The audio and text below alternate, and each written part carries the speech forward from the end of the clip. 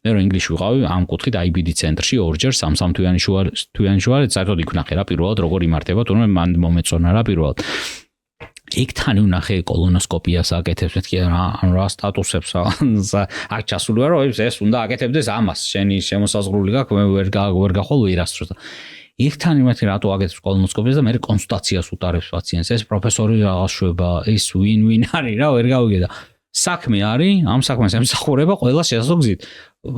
პროფესორმა მითხრათ რომ რავი ერთანიაო რა პაციენტთან კონტაქტი აქვსო ემპათია აქვსო ბუნებრივადო ჩვენო ექიმებიო ცოტა ემპათია მე გზაში ასაკთან ერთად ცოტა გვიჭლუნდებაო და ვნახეთო რომ რა კონსულტაციას კარგად ატარებსო რა არეზარება უხსნის წამალი როგორ გაიგებს რაღაცები როგორ დეტალებშიცო ჩვენო ვერ ჩავდივართო და რატომაც არაო რა მივედი საშუალება ჩვენი მეთოლღურეობის ქვეშაშო მივედი საშუალება რომ დაადგეს და განვითარდესო რა აქ ხა მასეთ სპეციალისტები საქართველოს ვერ იცხოვრებენ რა თქმა უნდა იმიტომ რომ ნუ აქ ვერ შეჭამენ პურს და მოგდებიან შიმშილით იმიტომ რომ აქ არავის არ ჭირდება ანუ საქართველოში IBD სპეციალისტები და მსგავსი ვიწრო სპეციალისტები არც სხვა სფეროში არ ჭირდება არავის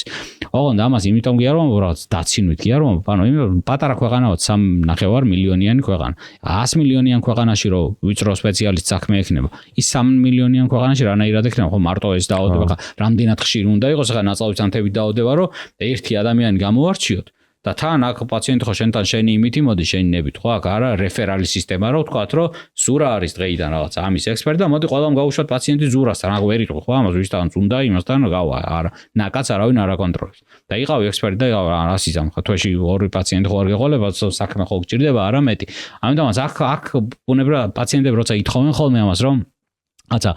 ძალიან ბუნებრივად წუხანაა რა IBD ცენტრი არ აქვს IBD ექსპერტები არ გვყავს მე მაგას დიდი ოპტიმიზმით ვეუბნები რომ არც გჭირდება ეგ რა გჭირდება აზარტული ჭკვიანი ხალხი რა რომელიც ექსპერტების დახმარება საზღვარგარეთიდან და აქ ადგილზე აზარტული ჭკვიანი პატიოსანი ხალხი რომელიც მათ პრობლემებში არ შეეშინდება შესulis და რაღაცეებს და მენეჯერული სკილებიც ეკნება რაღაცეებს კონტაქტების გაბმის რაღაცეების და ორგანიზების და ასე შემდეგ რა